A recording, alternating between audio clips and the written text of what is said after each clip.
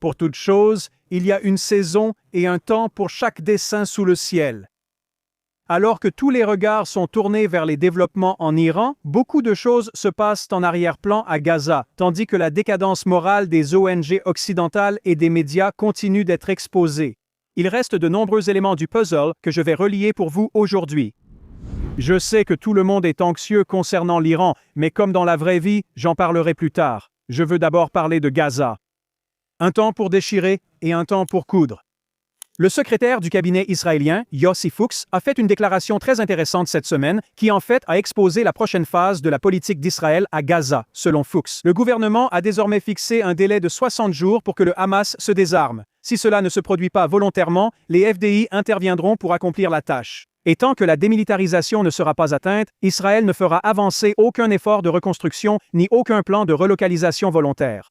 Cette déclaration pose les bases pour déterminer où en sont les choses et ce qui va suivre. Pour aider à comprendre la situation actuelle à Gaza, les implications militaires et stratégiques de cette nouvelle phase, la logique derrière l'accord actuel et les défis à venir, je souhaite partager une interview de Gala Israël. Les animateurs radio Eri Stadmour et Shai Goldstein se sont entretenus avec le général de brigade et réserviste Erez Wiener. Wiener, expert chevronné en affaires militaires et sécurité à l'Institut de Jérusalem pour la stratégie et la sécurité, explique que, dès le départ, Israël avait deux options possibles pour gérer Gaza. Après le 7 octobre, la première était une solution militaire totale, conquérir la bande, établir un gouvernement militaire et assumer la responsabilité directe de toutes les affaires civiles.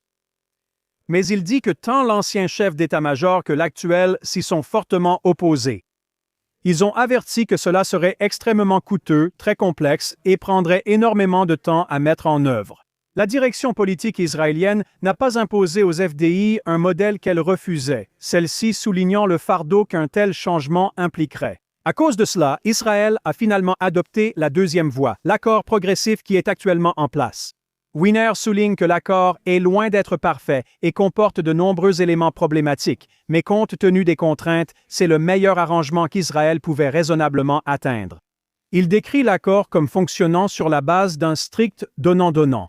Israël ne passe pas à l'étape suivante à moins que le Hamas ne remplisse ses obligations dans l'étape actuelle.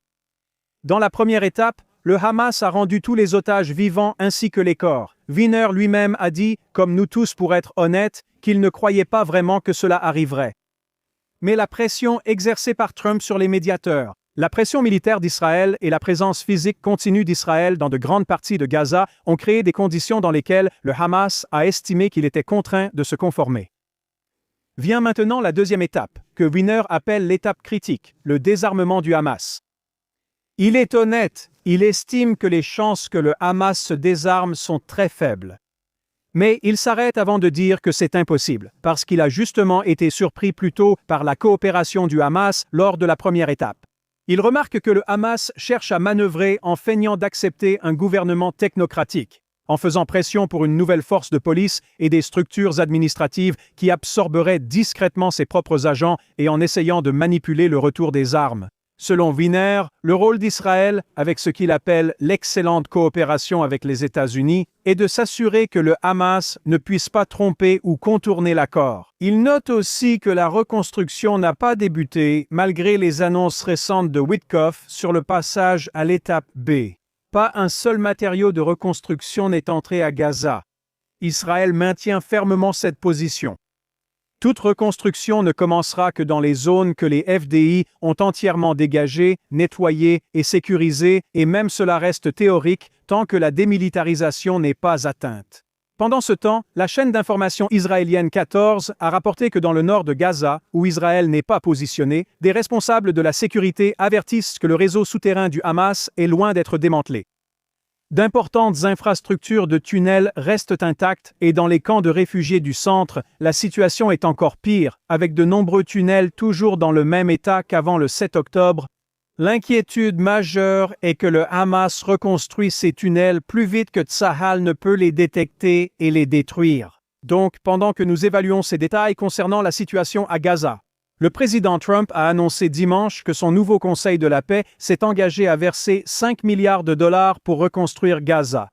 Ils recruteront des milliers de membres pour les forces internationales de stabilisation et de police sur ce territoire.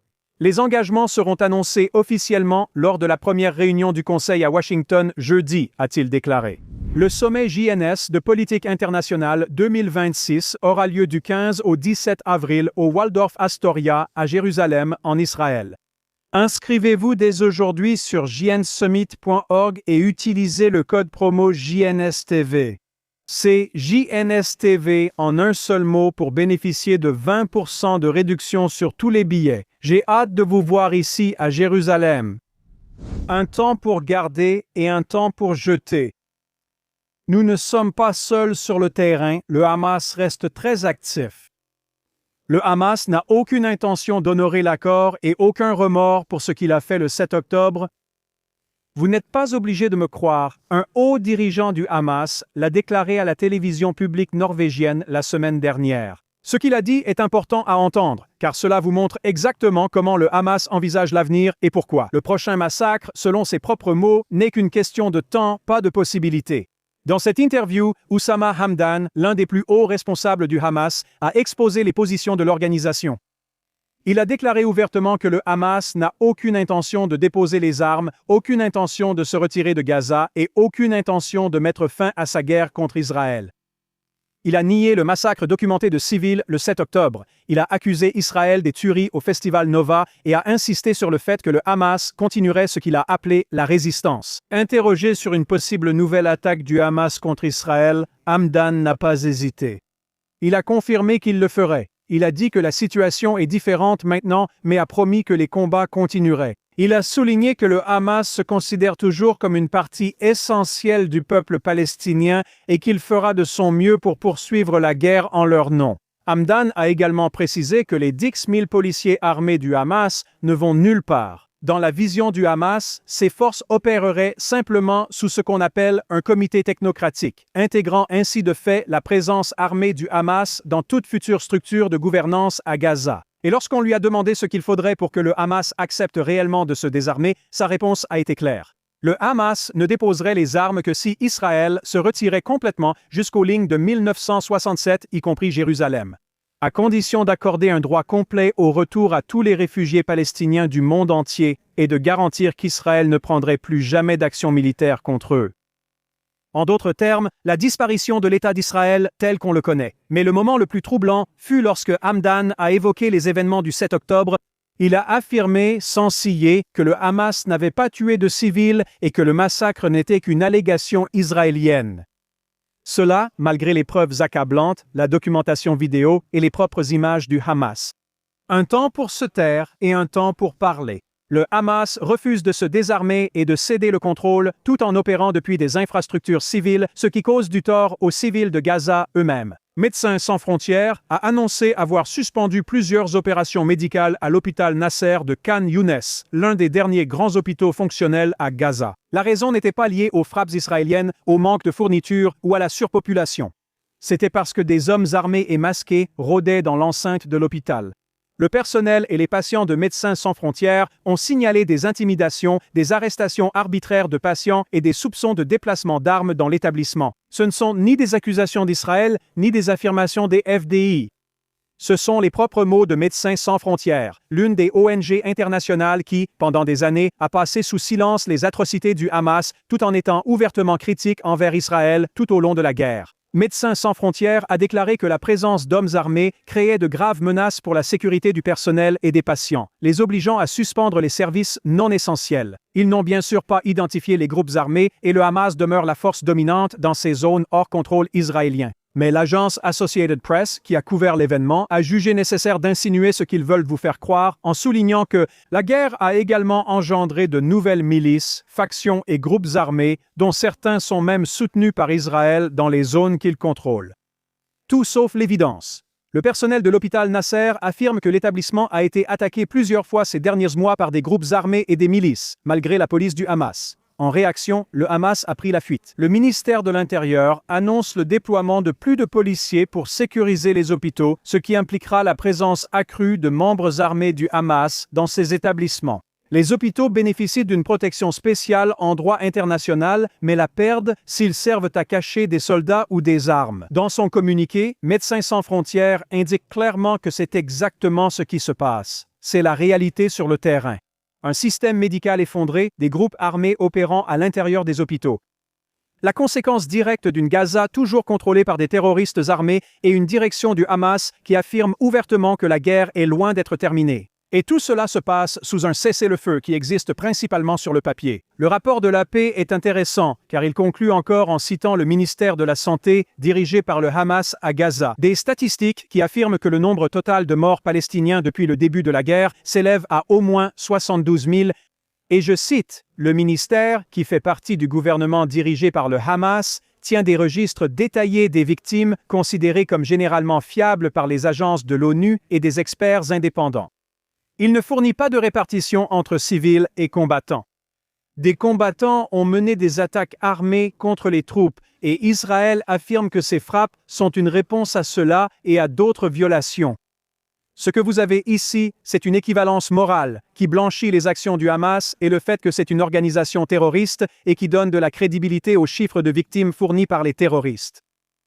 Mais je m'égare. Revenons à ce sujet. La crise, cependant, ne se limite pas seulement à Médecins sans frontières. Elle s'étend à tout l'écosystème des ONG opérant à Gaza. Cette semaine, le ministère israélien des Affaires de la Diaspora a annoncé qu'Oxfam cessera ses activités à Gaza en février 2026. Oxfam est une confédération fondée au Royaume-Uni, regroupant 21 organisations non gouvernementales indépendantes, qui se concentrent sur la lutte contre la pauvreté dans le monde. Comme c'est noble de leur part, la décision est intervenue après que la directrice générale d'Oxfam, la Dr Kalima Begum, a déclaré publiquement qu'elle avait subi des pressions au sein de sa propre organisation pour accuser Israël de génocide sans preuve, et qu'elle a été témoin d'antisémitisme ainsi que d'une obsession et d'une focalisation disproportionnée sur Israël par rapport à d'autres crises mondiales. C'était un témoignage public de la directrice générale d'Oxfam, musulmane et critique d'Israël. Et ce n'est pas un cas isolé. Début du mois, le ministère de la Diaspora a annoncé que Médecins sans frontières, que je viens de mentionner, il cesserait aussi ses opérations à Gaza après avoir échoué à respecter les règles d'enregistrement et de vérification du personnel établies pour éviter l'infiltration terroriste. Cette semaine, Gerald Steinberg, président de ONG Monitor, a révélé un fait crucial.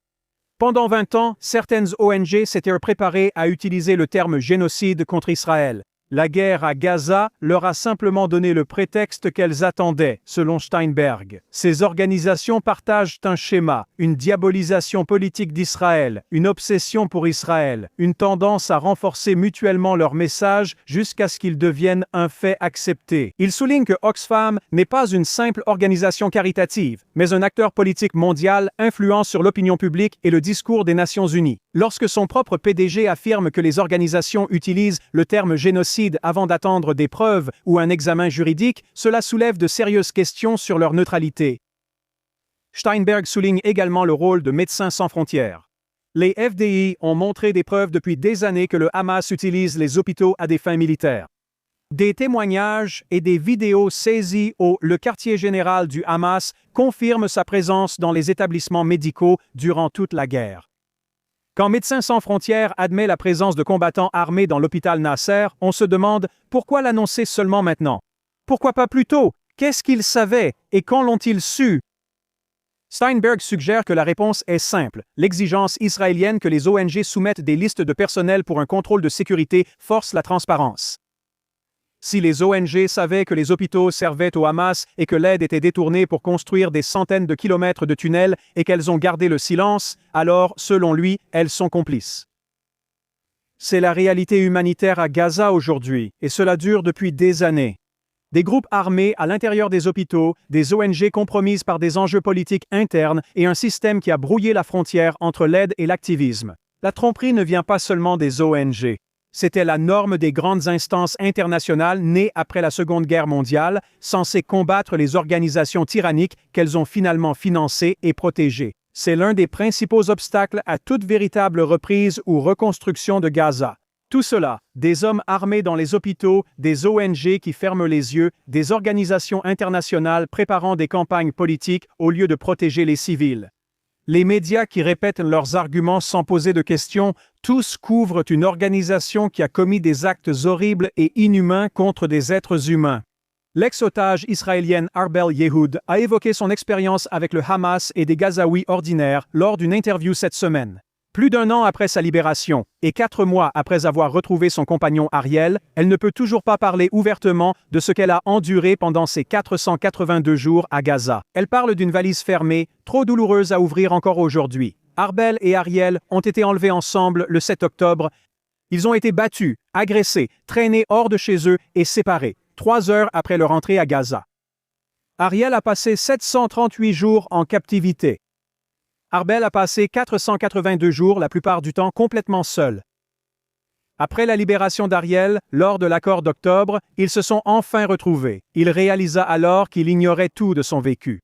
Il a décrit ce moment comme un coup de poing dans l'estomac, comme si le monde s'était effondré. Il s'est évanoui sous le choc. Arbel dit qu'elle a tout gardé pour elle, attendant le jour où elle pourrait lui en parler, mais aucun d'eux n'est prêt. Ce qui a brisé son silence, c'est d'entendre son ex-codétenu, Romy Gonen, décrire les abus sexuels subis. Arbel a dit qu'elle reconnaissait chaque détail, parce que ce que Romy a enduré, elle-même l'a enduré presque chaque jour. Elle a révélé avoir été détenue pendant 482 jours dans un isolement complet, affamée, soumise à des abus psychologiques, physiques et sexuels, battue si violemment que ses côtes ont été brisées.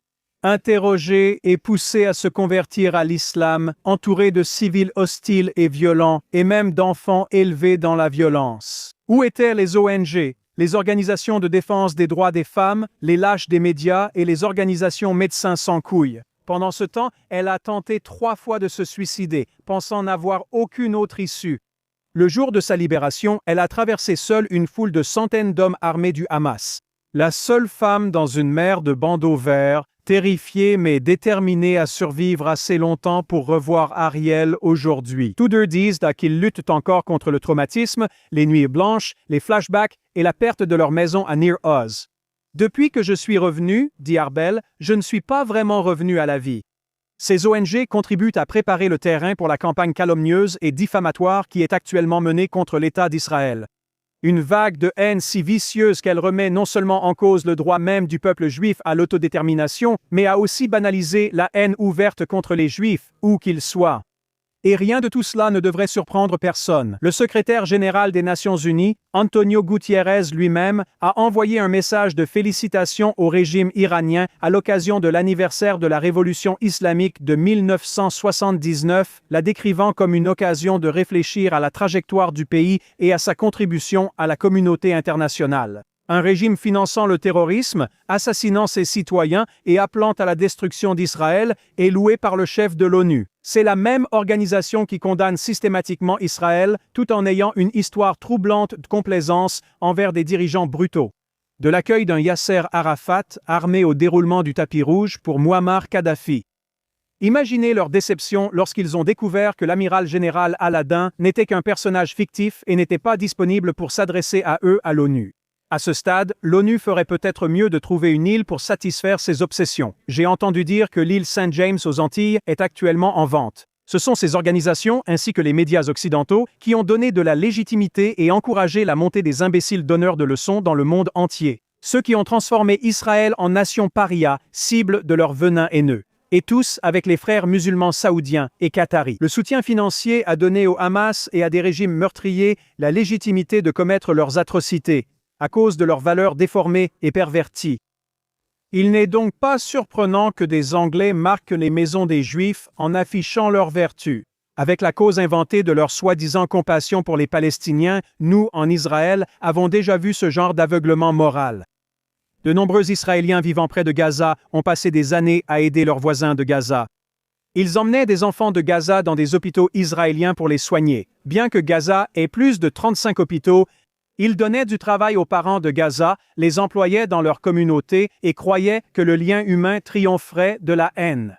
Et pourtant, le 7 octobre, ces mêmes communautés ont vu leur propre maison être marquée par les mêmes personnes qu'elles soutenaient. Et ces marques sont devenues des cibles. Des familles entières ont été massacrées par les mêmes habitants de Gaza qu'elles avaient essayé d'aider. Ce rappel douloureux montre que les bonnes intentions ne reçoivent pas toujours de bienveillance et que les postures morales à l'étranger ignorent souvent les réalités brutales vécues ici.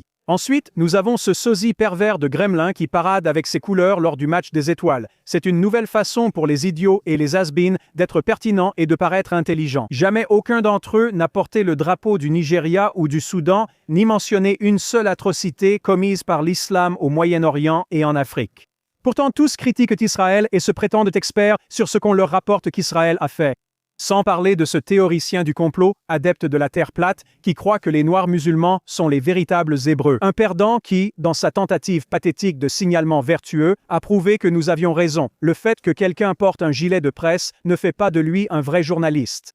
Comme avec cet imposteur, le Hamas manipule les principes occidentaux et exploite la haine contre les Juifs dans ses sociétés pour servir ses intentions meurtrières. Continuez à vous sentir bien, à condamner Israël et les Juifs comme vous voulez. Mais ici, nous luttons contre l'abomination de l'islam djihadiste. Et vous pouvez inventer des excuses pour justifier tout ce qu'ils nous font. Mais cela se répand tout autour de vous. Vous êtes les gens du dimanche. Vous êtes la grenouille proverbiale. Vous cuisez lentement dans l'eau bouillante, tout en ignorant la menace islamique. D'abord, ils viennent pour les gens du samedi, puis ils viennent pour les gens du dimanche, même ceux qui se drapent dans des oripeaux moralisateurs. Mais il y a un problème culturel plus profond ici. Aucun de ces échecs n'arrive dans le vide. Ils émanent d'une vision du monde qui s'est détachée des fondements moraux ayant façonné l'Occident moderne. L'influenceuse israélienne Daria Laub-Souter a partagé une publication intéressante sur les réseaux sociaux dans laquelle elle décrit le déclin de l'Occident, et en particulier de la gauche intellectuelle. Voici ce qu'elle dit. Il s'avère, dit-elle, que lorsqu'on regarde sur la durée, ceux qui rejettent la foi judéo-chrétienne et la culture qui en est issue, les Lumières, la science, la morale judéo-chrétienne, ne se libèrent pas pour autant vers une forme supérieure d'autonomie morale autogénérée.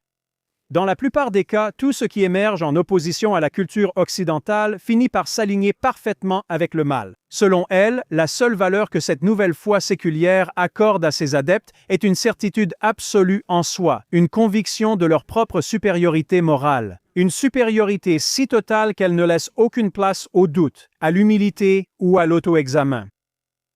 Et une fois que quelqu'un vénère sa propre droiture, dit-elle, sa pensée devient circulaire, auto-justificative et finalement impossible à distinguer du mal même qu'il croit combattre. Quand on observe la réaction des systèmes internationaux face au Hamas, les excuses, les euphémismes et le dédouanement rendent évident ce qu'elle veut dire. Parce que c'est un échec moral, un effondrement de la boussole éthique même qui devrait guider les organisations humanitaires, les journalistes, les décideurs politiques et les individus en Occident. Tous vont au même endroit, tous sont poussière et tous retournent à la poussière. Passons maintenant à l'Iran. Le journaliste israélien Tamir Morag propose une analyse de l'évolution de la confrontation entre les États-Unis et l'Iran et indique, selon lui, que les signes s'accumulent. Et en désignant la seconde moitié du mois de mars comme la période probable où les États-Unis seraient en position et prêts pour une éventuelle frappe contre l'Iran, il souligne plusieurs évolutions convergentes. Les États-Unis agiront probablement après la fin des Jeux olympiques d'hiver, le 22 février. Le porte-avions USS Ford et son groupe aéronaval doivent atteindre la Méditerranée orientale d'ici 2 semaines. Un deuxième porte-avions, l'USS Bush, aurait reçu l'ordre de se préparer au déploiement et arriverait vers la mi-mars. Il dit que cela crée un chevauchement rare. 3 porte-avions américains, le Ford, le Bush et l'USS Lincoln déjà déployés, opérant simultanément sous le commandement du CENTCOM. Morag explique que cette configuration donne aux États-Unis la capacité de lancer une campagne aérienne exceptionnellement puissante avec des centaines de sorties par jour. Et ce, avant même de compter sur les bombardiers américains basés dans la région ou la participation israélienne. Il ajoute que ce calendrier offre aussi à Trump l'espace politique pour montrer qu'il a tenté la diplomatie avec l'Iran. Bien que les divergences rendent un accord très improbable, j'ai abordé ce sujet dans mon émission sur Galey Israël Radio. Moshe Ashkenazi, que j'ai déjà interviewé ici sur le podcast, a dressé un tableau stratégique qui clarifie le paysage stratégique entourant l'Iran. Son argument principal était que l'intérêt américain à renverser le régime iranien est en réalité plus grand que celui d'Israël, et les conséquences en sont énormes. Ashkenazi a expliqué que si le régime iranien tombait entre les mains de partisans des États-Unis, ces derniers gagneraient soudainement une influence directe et indirecte sur presque toutes les ressources énergétiques du Golfe Persique. Les récentes mesures américaines, dont la limitation du pétrole vénézuélien, s'inscrivent dans cette stratégie plus large visant à restreindre les options énergétiques de la Chine. Il a aussi souligné que ni les États du Golfe ni les États-Unis ne veulent de course aux armements nucléaires dans la région. Pour l'Iran, a-t-il soutenu, abandonner ce qui reste de son programme nucléaire n'est pas aussi douloureux qu'il n'y paraît, car Israël a déjà clairement indiqué que tout ce qui survivra ne sera pas toléré. Reste le programme de missiles à longue portée de l'Iran, qu'Ashkenazi a décrit comme la véritable préoccupation stratégique. Il a demandé « Pourquoi l'Iran construit-il des missiles d'une portée de 5000 km alors que toutes les cibles régionales se trouvent dans un rayon de 2500 km ?» Sa réponse est simple. L'Iran aspire depuis longtemps à devenir une superpuissance islamique mondiale et non simplement un acteur régional. Et selon lui, cette ambition a peu de chances de se réaliser. Le compte à rebours vers la perdition avance lentement pour les Iraniens. Observons maintenant la situation en Israël. Je ne parle généralement pas du débat politique interne ici, car il peut parfois être trop complexe à expliquer dans un court podcast. La demande de Trump au président israélien Herzog de gracier Netanyahou dans son procès en Israël a rendu cette question publique. Après que Trump a interpellé Herzog la semaine dernière, disant que le peuple d'Israël devrait le couvrir de honte pour ne pas avoir gracié Netanyahou, la commentatrice Dina Dromi a estimé que Trump agit possiblement avec de bonnes intentions. Mais il ne saisit pas les courants profonds de la société israélienne. Elle a écrit que le président Herzog ne gracierait pas Netanyahou pour une raison simple. Sa crainte du juge de la Cour suprême, Yitzhak Amit, est plus grande que son respect pour le président du pays le plus puissant du monde.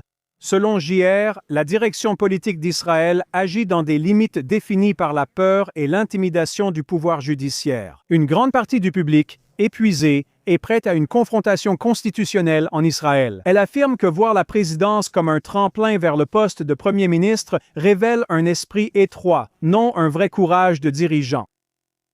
Cela nous conduit à la crise plus profonde du système juridique et politique israélien.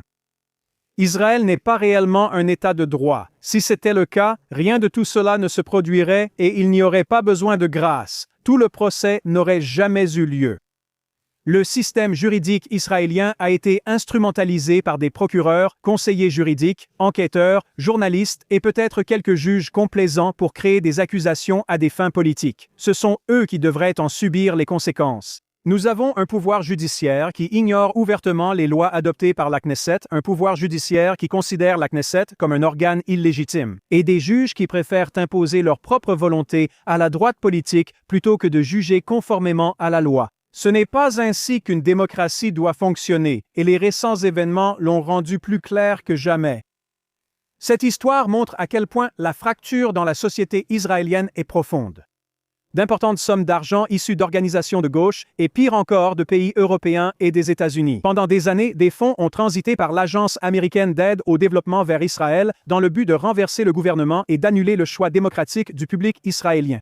Tout simplement parce que ce choix ne correspond pas à l'agenda de la gauche mondiale. Après que les accords d'Oslo ont été révélés comme une fraude et qu'un cheval de Troie islamique destiné à détruire Israël ne serait pas créé. L'affaire judiciaire est un mensonge depuis le début et sera démasquée si la grâce n'est pas accordée.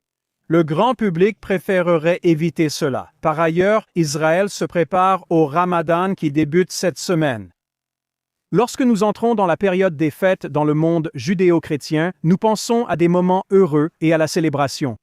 Le monde musulman entre maintenant dans le Ramadan et nous devons tous nous préparer à une recrudescence de la violence et de la haine de la part des musulmans contre les koufars, c'est-à-dire nous tous, les non-croyants. Tsahal renforce sa présence dans toute la région, restant en alerte immédiate en cas d'escalade. La division de Judée et Samarie recevra plusieurs compagnies supplémentaires, en particulier dans la zone de couture et au point de passage autour de Jérusalem. Les responsables de la sécurité anticipent de vives tensions et s'y préparent. Bien qu'il n'y ait pas eu d'attentats terroristes de grande ampleur ou particulièrement réussis ces dernières semaines, grâce en grande partie aux opérations antiterroristes continues, les données des renseignements nous racontent une autre histoire, au-delà des apparences. On a récemment constaté une hausse des jets de pierre et des attaques au cocktail Molotov, signe d'une agitation renouvelée. Espérons que notre préparation les poussera à se focaliser sur leur événement religieux, nous laissant nous concentrer sur le calendrier juif. Le mois d'Adar, on dit que lorsque le mois d'Adar commence, on augmente notre joie. L'esprit de la fête de Pourim imprègne tout le mois en faisant une période de réjouissance sans pareil et de bonne fortune pour le peuple juif. Voilà, c'est tout pour aujourd'hui. Je suis Daniel Siman. Merci de m'avoir rejoint ici, dans Straight Up, depuis les studios JNS à Jérusalem, en Israël.